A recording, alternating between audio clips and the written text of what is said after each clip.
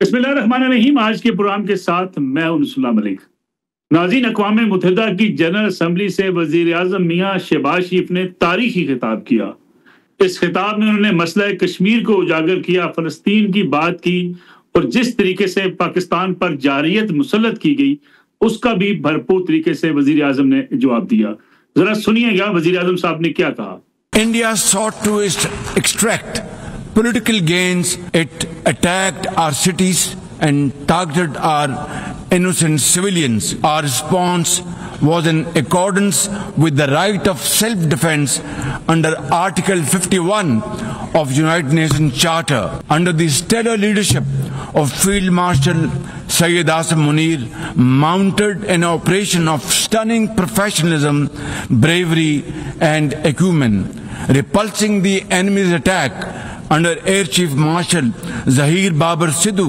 Our falcons took flight and etched their answer across the skies, resulting in 7 of the Indian jets turned to scrap and dust. A decisive response. वज़ीर आज़म ने मसला कश्मीर के हवाले से खुलकर बात की और दुनिया को बताया कि किस तरीके से हिंदुस्तान कश्मीरियों पर मुज़ालिम ढा रहा है और कश्मीर की आवाज लेकर पाकिस्तान इस वक्त दुनिया के कोने कोने में पहुंच रहा है। August House, I wish to assure the Kashmiri people that I stand with them. The people of Pakistan stand with them, and one day soon, inshallah, India's tyranny in Kashmir will come to a grinding halt. Kashmir will gain its fundamental right to self-determination through an impartial plebiscite under the auspices of this very organization, United Nations. वज़ीर आज़म शहबाज शरीफ ने यह भी बताया कि हिंदुस्तान पाकिस्तान पर आबी जारियत मुसल्लत कर रहा है और हिंदुस्तान ने हमेशा पाकिस्तान पर जारियत मुसल्लत करने की कोशिश की है। इस खित्ते के अंदर जो हिंदुस्तान का किरदार है, उस किरदार की वजह से पूरे खित्ते को अमन का मसला रहा है। पाकिस्तान तमाम मसाइल को मुज़ाकरात के जरिए हल करना चाहता है, लेकिन भारत ने हमेशा हठधर्मी का मुजाहरा किया। अभी सिंध ताश मुआहदे की अगर बात की जाए तो हिंदुस्तान ने यकतरफा तौर पर पाकिस्तान का पानी बंद करने की कोशिश की। As unilateral and illegal attempt to hold the Indus Water Treaty in abeyance defies the provisions of the treaty itself as well as the norms of international law. Pakistan has made it abundantly clear, and let there be no doubt once again in anybody's mind, as I said last year in this hall from this podium, we will definitely and ardently defend, inshallah, the inseparable right of our 240 million people on these waters. To us, any violation of this Indus Treaty represents an act of war. वज़ीर आज़म ने मसला फ़लस्तीन का भरपूर तरीके से जिक्र किया और जनरल असम्बली का ये इजलास इस लिहाज से भी अहमियत इख्तियार कर गया कि जब इजरायली वज़ीर आज़म नेतन्याहू खिताब करने के लिए आए तो उस वक्त मुस्लिम ममालिक और दीगर ममालिक ने उनके खिताब का बाइकाट कर दिया और दुनिया को ये पैगाम दिया कि किस तरीके से इसराइल फ़लस्तीनियों पर मुज़ालिम ढा रहा है।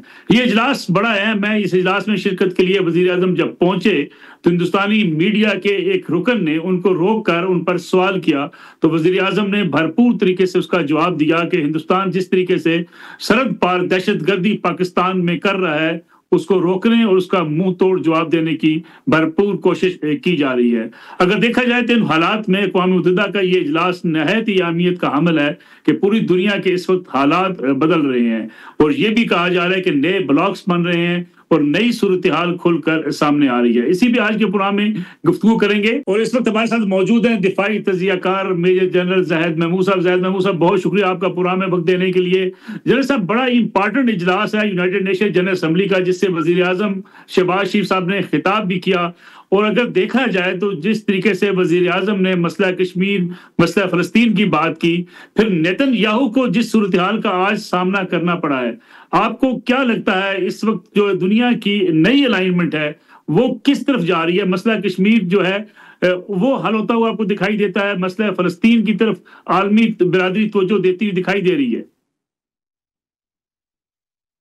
جی ملک صاحب thank you very much for the invite. دیکھیے جہاں تک مسئلہ فلسطین کا تعلق ہے تو اس نے تو پورے دنیا کو جی اس وقت اپنی طرف متوجہ کیا ہے.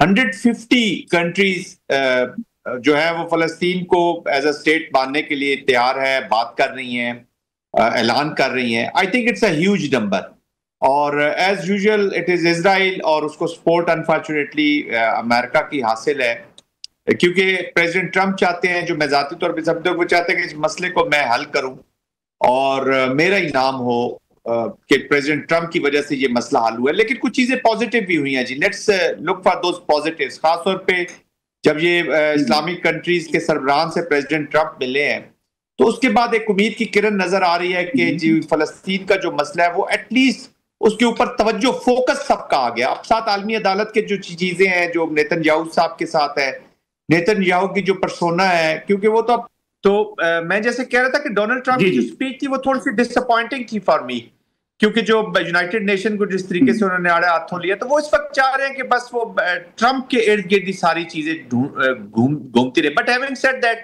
میں تھوڑی سی لائم لائٹ دیکھ رہا ہوں ایز فار ایز غازہ, آئی مین فلسطین کا جو ایشو ہے. جہاں تک کشمیر کا ایشو ہے وہ اتنا پرومیننٹلی میں دیکھ نہیں رہا جی. یس انوائرمنٹ کریٹ ہو رہی ہے, انوائرمنٹ اس طرح کریٹ ہو رہی ہے کہ جب یہودی جو زائنزم ہے, جس طریقے سے وہ جوئش زائنزم کی سکسس کہہ لیں, یا جو ان کا سکسس تو نہیں ہے, جو ان کی سوسائیڈل اپلیکیشن ہے, اس کو ٹیسٹ اپروول حاصل ہے یونائٹڈ سٹیٹس کی. کشمیر کو جو ہے دو نیوکلیئر کنٹری کے کانفلکٹ جو انڈینجر کر سکتا ہے پیس کو, اس طرف تو میں دیکھتا ہوں. لیکن جو کشمیر کے جو بارے میں لوگوں کی جو رائے ہے وہ شاید ابھی تھوڑا سا ٹائم لگے گا اس کو اس طرف آنے میں, اور وہ پاکستان کے اوپر ڈیپینڈ کرتا ہے. ملک صاحب دیکھیں باہر سے تو ہر کنٹری اپنا انٹرسٹ دیکھے گی. یس جب تک امریکہ کا انٹرسٹ انڈیا کے ساتھ تھا تو آئی تھنک ان کو کافی خاموشی تھی. لیکن اب آہستہ سے جیسے آج دیکھیں نا, ان کی میڈیسنز کے اوپر 100% ٹیرف لگا دیا پریزیڈنٹ ٹرمپ نے. تو جو ٹرمپ کا فیکٹر ہے وہ کشمیر کو لائم لائٹ میں لا سکتے ہیں. ڈیپینڈز اپان پاکستان کے وہ کتنا کرافٹلی ڈپلومیٹیکلی اور پولیٹیکلی اس کے ارد گرد اس کے ایک انوائرمنٹ کریٹ کرتے ہیں جہاں پہ پورے ورلڈ کو متوجہ کر کے اس طرف لا سکیں. اب مڈل ایسٹ میں پاکستان کو ایک بڑی سپورٹ ملی ہے جی. یہ جو ہمارا میوچل ڈیفنس ایگریمنٹ ہوا ہے سعودی عربیہ کے ساتھ, it can help us in our political and diplomatic approach. تو geoeconomics, geopolitics, military to military اور پھر پیپل ٹو پیپل, اب اس پہ بلڈ کر کے ہم کشمیر کے مقدمے کو بہتر طریقے سے آگے چلا سکتے ہیں. لیکن جہاں پر ہونا چاہیے تھا کشمیر کا مقدمہ, ٹو بی ویری آنسٹ, ابھی تک اس جگہ پر نہیں پہنچا ہے. جنرل صاحب اگر دیکھا جائے تو اس وزٹ کے دوران army chief field marshal Syed Asim Munir بھی وزیر اعظم کے ہمراہ ہیں.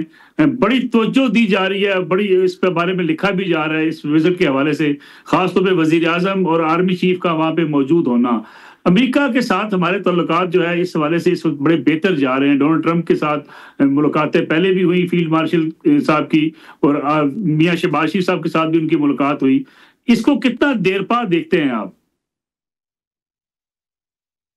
دیکھیں ملک صاحب, یہ جو اوور آل جو انوائرمنٹ ہے آج کل کی جو اسٹریٹجک انوائرمنٹ ہے, یہ اتنی کوئکلی چینجنگ ہے کہ اس وقت وہ جو الائنسز یا deep friendship for a protected period وہ اب دنیا میں رہا ہی نہیں ہے جی. It's a changed environment. تو کولیشنز بنتی ہیں, کبھی کولیشن آف ولنگ بن جاتی ہیں, کبھی کولیشنز آف انٹرسٹ بنتی ہیں تھوڑے عرصے کے لیے for a short period of time.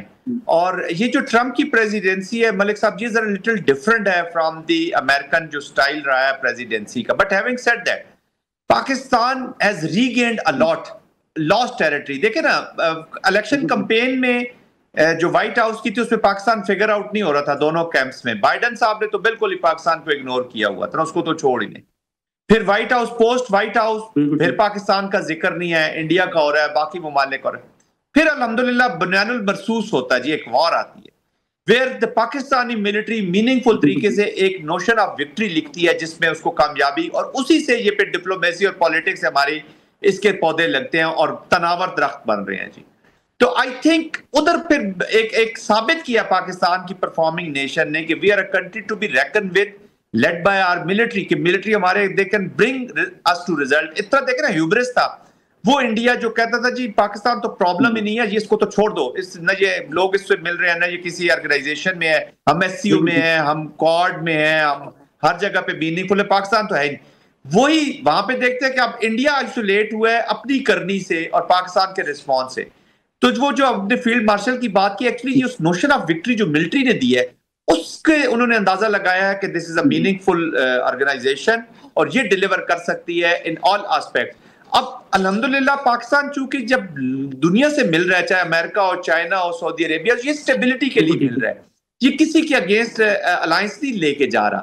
تو آئی تھنک اس کے اس رول کو اپریشیٹ کیا جا رہا ہے، اور بھی مڈل ایسٹ کے ممالک اب جب اس کے ساتھ جڑیں گے تو آپ دیکھیں گے کہ پاکستان ایک نیچرل وہ کہتے ہیں نا اسٹیبلٹی پرووائڈر کے طور پہ ایک سامنے آیا ہے، اور اب اس رول کے ساتھ لوگ مل رہے ہیں، اور اس کا کریڈٹ جاتا ہے ہماری ملٹری لیڈرشپ کو.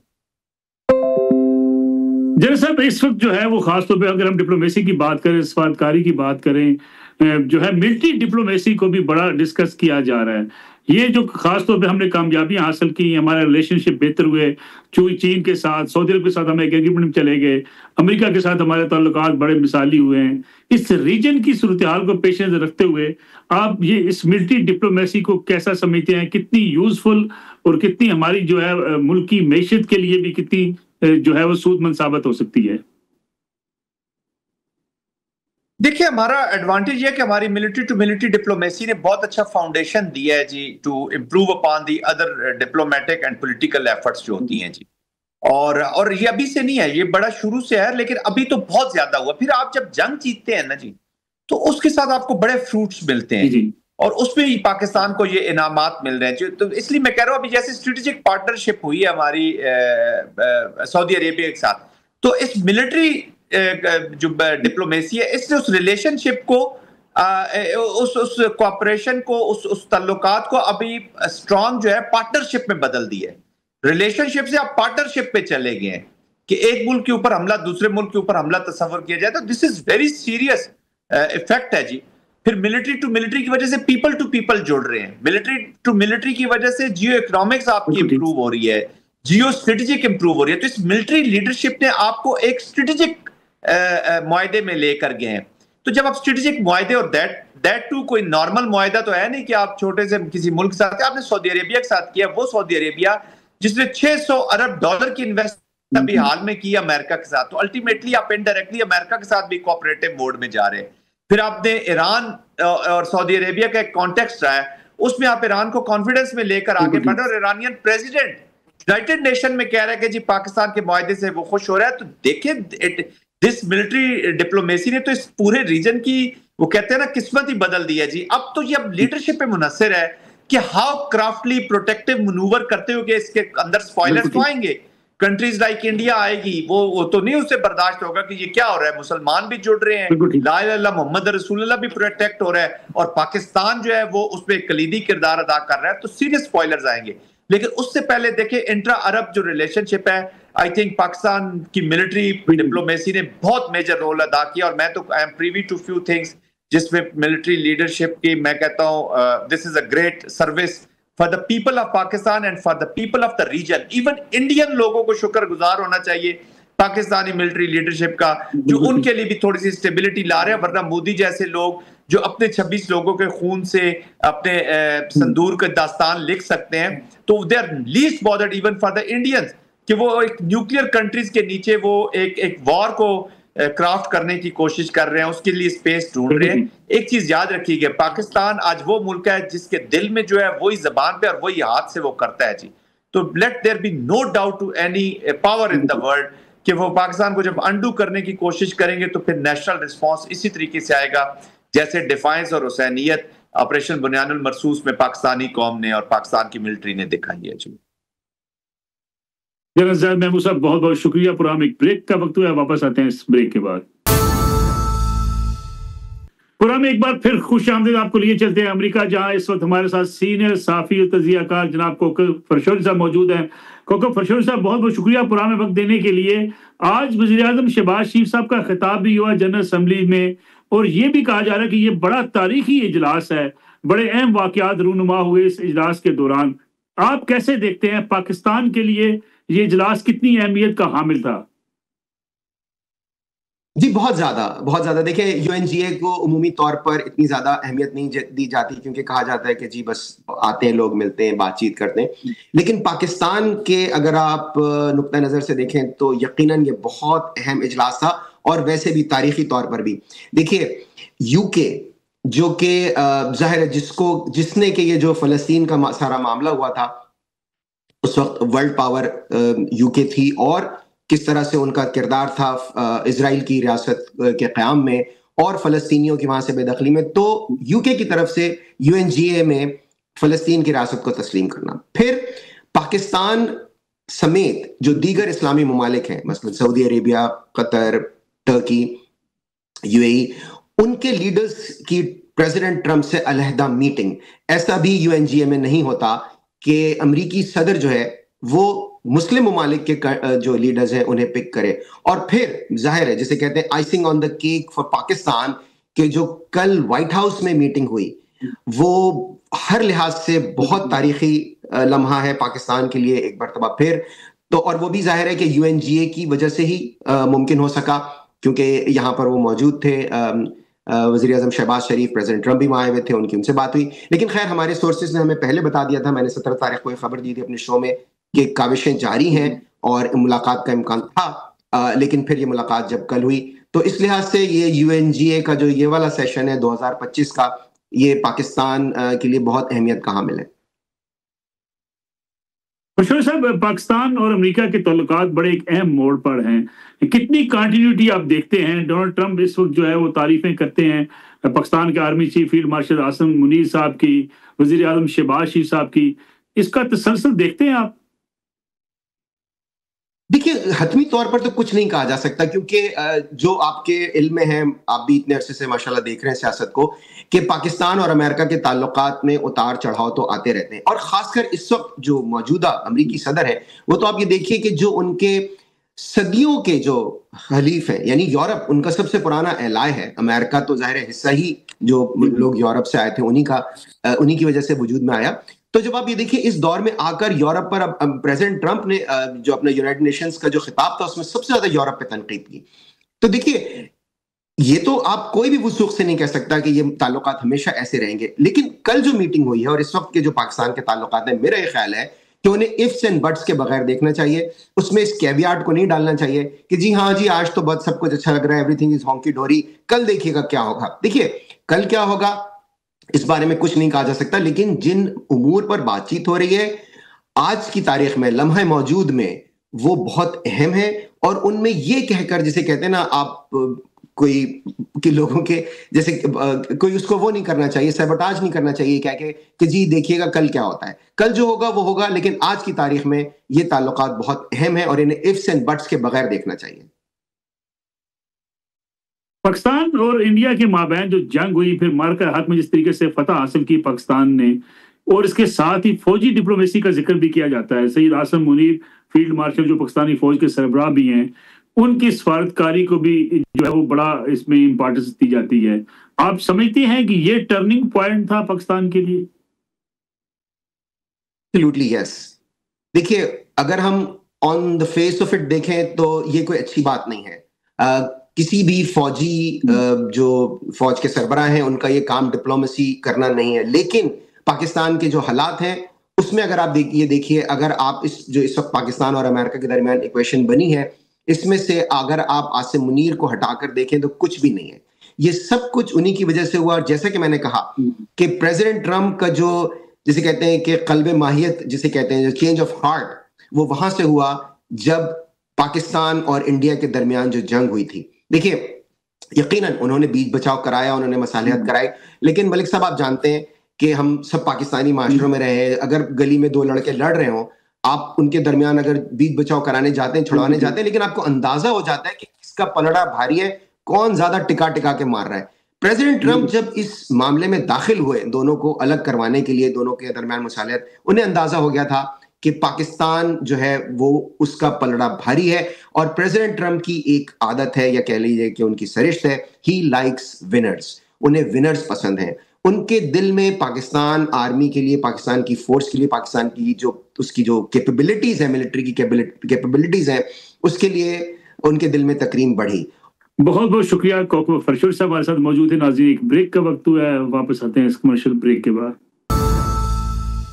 پرام ایک بار پھر خوش آمدید، ہمارے ساتھ موجود ہے ملک کے سینئر صحافی تجزیہ کار جناب افتخار احمد صاحب۔ افتخار احمد صاحب بہت بہت شکریہ پرام میں وقت دینے کے لیے۔ افتخار صاحب، وزیر اعظم شہباز شریف صاحب کا جنرل اسمبلی سے خطاب کیسا دیکھتے ہیں آپ کو؟ انہوں نے مکمل احاطہ کیا، کشمیر کا تذکرہ کیا، فلسطین کا تذکرہ کیا، پھر جو ہندوستان نے جنگ مسلط کی اس کا بھی وزیر اعظم نے بڑا واضح جواب دیا۔ پھر جس طریقے سے نیتن یاہو کی تقریر سے پہلے بائیکاٹ کیا گیا، ممالک اٹھ کر چلے گئے، ان کے جو نمائندے تھے، اس سے کیا امپریشن گیا ہے اس وقت؟ آپ سمجھتے ہیں کہ اسرائیلی حکومت دباؤ کا شکار ہو سکتی ہے؟ بالکل ہو سکتی ہے، دنیا میں پہلی دفعہ ایسا ہو رہا ہے۔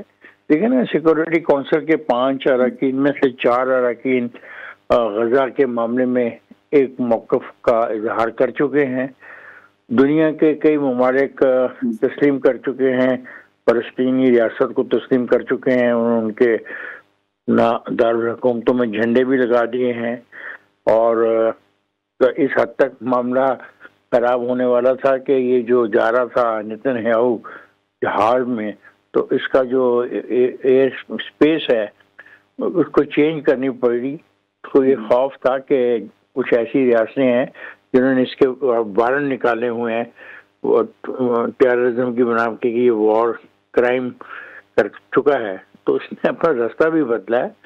تو اس وقت جب سے یہ مسئلہ شروع ہوا ہے، پہلی مرتبہ دنیا کے اندر آواز جو ہے ان غریبوں کے حق میں ہے جن 60-70 ہزار بچوں کو کے حق میں ہے، جن کو ختم کر دیا گیا ہے، مظلوموں کے حق میں ہے۔ یہ پازیٹیو بات ہے، اور امریکہ بھی ایک کوشش کر رہا ہے بہت چلاکی کے ساتھ کہ یہ بال جو ہے مسلم ممالک کے کورٹ میں پھینک دیا جائے اور وہ کوئی ایسا راستہ نکالنے کی تجویز دیں، جبکہ یہودی یہ چاہتے ہیں کہ ایک خاص پٹی ہے وہ ان کے قابو میں آ جائے تو یہ مسئلہ ختم ہو جائے۔ تو یہ ویری انٹرسٹنگ سچویشن ہے دنیا کے اندر۔ اور حماس کے معاملے میں میرا رویہ بھی وہی ہے جو دوسرے لوگوں کا ہے کہ حماس کو قیدیوں کے حوالے سے یہ دیکھنا چاہیے وہ قیدیوں سے کیا لے گا، اور اس کے قیدیوں کی وجہ سے 60-70 ہزار انسانوں کی قربانی ہو چکی ہے۔ تو ابھی وقت آ گیا ہے کہ یہ معاملہ بڑا کلیئر ہو جائے، اور خود آپ کو پتہ ہے کہ ان کے جو سربراہ ہیں ان کو نہیں آنے دیا، ان کو ان کی انٹری بین ہے۔ انہوں نے اپنا خود جو خطاب کیا ہے وہ ٹی وی کے ذریعے کیا ہے، اس میں ان کا موقف بھی یہی ہے حماس کے حوالے سے۔ میرا خیال ہے دنیا بہت عرصے کے بعد پہلی دفعہ جھنجھوڑی گئی ہے، اور اس کو کچھ احساس ہوا ہے کہ یہ جو انسانیت پر سب سے بڑا ظلم ہو رہا ہے۔ اور پاکستان اس میں بڑا کلیئر ہے، آج اس نے جو ہمارا پرائم منسٹر ہے اس نے آغاز ہی قائد اعظم کی اس کوٹیشن سے کیا ہے، جو اس حوالے سے فلسطین کے حوالے سے ہمارا ڈے 1 سے موقف ہے، ہم اس موقف سے پیچھے نہیں ہٹے۔ یہ زیادہ بات ہے کہ ہمارے جو پاکستان کے دشمن ہیں وہ اس ساری تقریر کو اور معنی بنا رہے ہیں، اور وہ کہہ رہے ہیں کچھ ایسے خفیہ معاہدات ہو گئے ہیں جو بس چند دنوں میں جب منظر عام پر آئیں گے تو پتہ لگے گا کیا سودا ہو گیا ہے ملک کی سالمیت کا۔ ان کو تو میں نہیں روک سکتا۔ وہ آج تک ان کی قیادت نے غزہ کے ظلم کے خلاف نہ تو آواز بلند کی ہے، نہ کوئی مظاہرہ کیا ہے، نہ کوئی بات کی ہے، لیکن جیسے ہی انہوں نے دیکھا اتنا کامیاب دورہ ہوا ہے، اس کامیاب دورے کی وجہ سے ان کو تو بہت دکھ پہنچا ہے، اور اس دکھ کا اظہار آپ دیکھیں گے 27 تاریخ کو جو حرکت ہوگی پشاور کے اندر وہ ثابت کرے گی کہ ان کو یہ دورہ کیسا لگا، اور اگر وہ اس دورے کی مخالفت کرتے ہیں ایکچولی وہ پاکستان کے دشمنوں کے ہاتھ میں براہ راست کھیل رہے ہیں۔ افتخار احمد صاحب، آپ نے ذکر کیا کہ پاکستان سے بھی کچھ ایسی آوازیں اٹھتی ہیں جو تنقید بھی کی جاتی ہے، جو پاکستان اور سعودی عرب کا ایگریمنٹ ہوا اس پہ بھی کچھ تنقید کی گئی۔ ایک تنقید تحریک انصاف کے سربراہ اور سابق وزیر اعظم عمران خان صاحب کے اوپر بھی ہوتی ہے کہ ان کا جو ایکس ہے اس پر جو روزانہ پیغامات دیے جاتے ہیں اس میں نہ فلسطین کا ذکر ہے نہ ہی سعودی عرب کے حوالے سے اور پاکستان کے جو معاہدے کے حوالے سے کوئی اس طرح کی اپریسیشن ہے کہ جس سے پاکستان کو بطور ریاست فائدہ پہنچے. عمران خان صاحب غصے میں ہیں یا واقعی جو بات کہہ دی جاتی ہے جی کہ ان کا ٹویٹر ان کے کنٹرول میں نہیں ہے؟ اگر ٹویٹر ان کے کنٹرول میں نہیں ہے تو جو ان کی اپنی پالیسیز ہوتی ہیں وہ تو ضرور ٹویٹ ہو جاتی ہیں. دیکھو اس کے بات چھوڑو، اس کی پارٹی کے کس آدمی نے یہ جو ظلم اور تبریز ہوئی ہے اس کو کنڈیم کیا ہے؟ بالکل نہیں کیا. چھوڑ دیں، ہم عمران خان کو ایک منٹ کے لیے باہر رکھیں. عمران کا تو رویہ یہی ہے، تو اسے کبھی بھی ظلم کو کنڈیم نہیں کیا. اس کا اپنا ایک مخصوص سیاست وہ اپنی کرتا ہے، اور اس کی جو لوائلٹیز ہیں، جب برطانیہ کے اندر ایک انتخاب ہو رہا تھا میئر کا، وہ کس کی حمایت کر رہا تھا؟ چھپ کے کر رہا تھا نا، چھپا کے تو نہیں کر رہا تھا. انہی کی حمایت کر رہا تھا جنہوں نے غزہ کے اندر تباہی کر دی ہے. انسانی خون کو اس طریقے سے بہا جس طرح کو قربانی کے بکروں کا خون بہا جاتا ہے. تو مجھے تو حیرانگی کوئی نہیں ہو رہی ہے. یہ تو پاکستان کی قوم کے ان نوجوانوں کو سوچنا چاہیے کہ ترجیحات کیا ہیں. یہ ان کو سوچنا چاہیے کہ کب پشاور میں ہونے والا جلسہ وفاقی حکومت کے لیے کتنا پریشر ہو سکتا ہے؟ پشاور میں حکومت پاکستان تحریک انصاف کی ہے، اپنے ہی صوبے کے اندر وہ جلسہ کریں گے، اس کا امپیکٹ کیا ہوگا؟ سر یہ بڑا خوفناک کھیل ہے. یہ جو پختون اور افغان کا کھیل ہے، یہ بڑا خوفناک کھیل ہے. اللہ تعالیٰ اس کے شر سے بچائے ہمیں. آپ کو شاید یاد نہیں ہے، عمران خان صاحب پاکستان کے فیوچر کے بارے میں بہت غیر ذمہ دارانہ بیانات دے چکے ہیں، اور وہ کہہ چکے ہیں کہ 3 حصوں پر مشتمل ہوگا. حالانکہ پاکستان 4 اکائیوں پر مشتمل ہے. یہ بات وہ بہت پہلے کہہ چکے ہیں. تو میں تو اس جو کرنا چاہ رہے ہیں اور جس کے لیے پوری مشینری جھونک دی گئی ہے، مکمل مشینری جھونک دی گئی ہے، مجھے تو اس میں کوئی خیر کی نہیں نظر آتی آواز. اور ایسا کرنا بہت افسوسناک ہوگا. تو آج ایک صوبہ کا رویہ یہ ہے، تو کل اگر سندھ سے کوئی ہماری نہیں بنتی تو سندھ میں بھی یہ رویے کا اظہار حکومتی سطح پہ ہو جائے، اور پھر کل بلوچستان میں ہو جائے، تو ریاست کدھر کھڑی ہوگی؟ وفاق کہاں کھڑا ہوگا؟ سوال تو یہ ہے کہ کیا انہوں نے فیصلہ کر لیا کہ انہوں نے وفاق کو تسلیم نہیں کرنا، اور اس کا اظہار وہ کل کرنا چاہتے ہیں؟ بات کھل جائے گی. اور جس طریقے کے بیانات وہ ماضی میں دے چکے ہیں، کہہ چکے ہیں، اظہار کر چکے ہیں، وہ آپ کے سامنے ہے اور پاکستان کے عوام کے سامنے ہے. اور خود اس پارٹی سے تعلق رکھنے والی نوجوان نسل کو سوچنا چاہیے کہ وہ کیا سن رہے ہیں، اور ان کو کیا پٹی پڑھائی جا رہی ہے، اور ان کو کیا رستہ دکھایا جا رہا ہے. دیکھو یہ پاکستان ہے. اگر تحریک انصاف کا تو ایک موقف ہے کہ ہمیں نہ پنجاب میں جلسہ کرنے دیتے ہیں، نہ سندھ میں کرنے دیتے ہیں، اس لیے ہم اب خیبر پختونخوا میں جلسہ کرنے جا رہے ہیں. میں ایگری نہیں کرتا اس بات سے، میں اتفاق نہیں کرتا. پہلے بھی ان کے جلسوں میں ایک خاص گروہ تھا جو موجود ہوتا تھا، اور ہم نے دیکھا. اور دوسری بات یہ ہے کہ کیا انہوں نے جو آپ ان کی ساری پبلسٹی دیکھ لیں کل کے جلسے کی تمام، کہاں پہ انہوں نے اپیل کی ہے اپنی پارٹی کے سندھ کے ونگ سے، پنجاب کے ونگ سے، یا خیبر اپنا اس کے بلوچستان کے ونگ سے کہ وہ تشریف لائیں. بتائیں مجھے کہاں ہے وہ اسٹیٹمنٹ، کہاں ہے وہ بیان؟ آپ ان کے سارے بیان پڑھ لیں. اور یہ جو کچھ کر رہے ہیں، جس طریقے سے ریاستی جو ان کے پاس اقتدار ہے اس کو استعمال کر رہے ہیں، اور جس طریقے سے یہ شو آف اسٹرینتھ کرنا چاہتے ہیں، کس کے خلاف؟ کیا اس کے شو آف اسٹرینتھ کے بعد ملک میں انتخابات ہو جائیں گے؟ کیا ملک میں تبدیلی کا عمل ہو جائے گا؟ یہ غلط فہمی ہے. اور دوسری بات ایک یاد رکھیے گا بات، یہ وہاں پہ 13-14 سال سے اقتدار میں ہیں. مجھے یہ ایک بات بتائیں کہ ان 13-14 سال میں انہوں نے وہ کون سی اچھی چیز کی جو باقی 3 صوبے نہیں کر پائے؟ یہ تو جواب دیں. بالکل. اور اگر وہ اس صوبے کو استعمال کرنا چاہتے ہیں وفاق کی اکائیوں کے خلاف اور وفاق کو نقصان پہنچانے کے لیے، تو میں تو ان کا ساتھ نہیں دے سکتا۔ کوئی اگر پولیٹیکل ایشو ہو، غربت کے خلاف ہو، بے روزگاری کے خلاف ہو، اسکولوں کی نہ ہونے کی بنا پہ مظاہرہ کر رہے ہوں، وہ مظاہرہ کر رہے ہوں کہ آٹا مہنگا ہو گیا ہے، مظاہرہ کر رہے ہوں کہ چینی مہنگی ہو گئی ہے، مظاہرہ کر رہے ہوں کہ جناب والا لوگوں کو خط غربت سے لوگ نیچے گر رہے ہیں، ان کی تعداد بڑھ رہی ہے، ہم اس کے خلاف مظاہرہ کر رہے ہیں، تو مجھے بھی وہ سمجھ آئے۔ بہت شکریہ ہے، افتخار احمد صاحب ہمارے ساتھ موجود تھے۔ ناظرین، یہ آج کا پروگرام تھا، انشاءاللہ کل آپ کی خدمت میں دوبارہ حاضر ہوں گے۔ اجازت دیجیے، اللہ حافظ۔